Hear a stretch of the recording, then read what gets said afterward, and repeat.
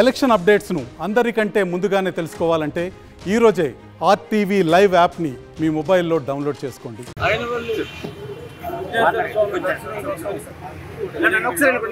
గత ఎన్నికల తర్వాత కూడా నేను ఐనవల్లి, వాడపల్లి ఇక్కడ ఈ రెండు దేవాలయాలు కోనసీమలో ప్రసిద్ధిగాంచిన ఈ రెండు దేవాలయాల దర్శనానికి వచ్చాను.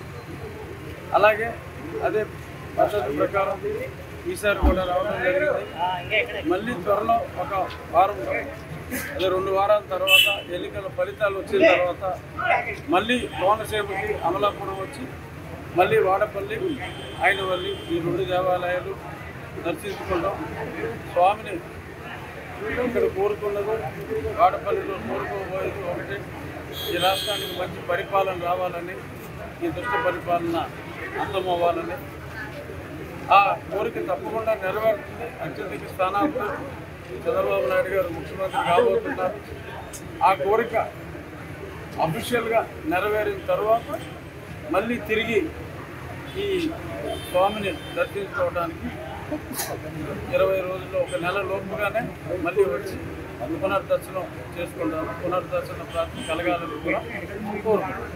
కే పాల్ గారు కూడా చెప్పారు 175 వస్తాయని. ఆయనకి పెద్దగా నాకు తక్కువ వస్తే 125. మరి ఆ తర్వాత మొన్న జరిగిన ఎన్నికల ట్రెండ్, ప్రజా స్పందన రాత్రి 10 అయినా 11 అయినా వారి ఊపిగా చూస్తే ఇంకా పెరిగే అవకాశాలు అయితే ఉన్నాయి. కనీసం అయితే 125 స్థానానికి రాష్ట్రంలో రామకృష్ణారెడ్డి గారు మరి అన్ని దారుణాలు చేస్తే కూడా ఎన్నికల రిగ్గింగ్ అరికడటానికి రామకృష్ణారెడ్డి వెళ్తే ఎన్ని కేసులు అని చెప్పి సాక్షులు వాపోయారు. ఇంకేం చెప్తాం? కంచే చేరమేసినట్టుగా ఉన్న వ్యవహారం.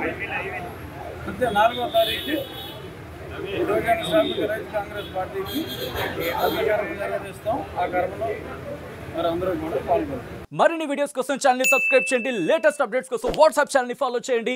అండ్ లింక్ డిస్క్రిప్షన్ లో ఉంది.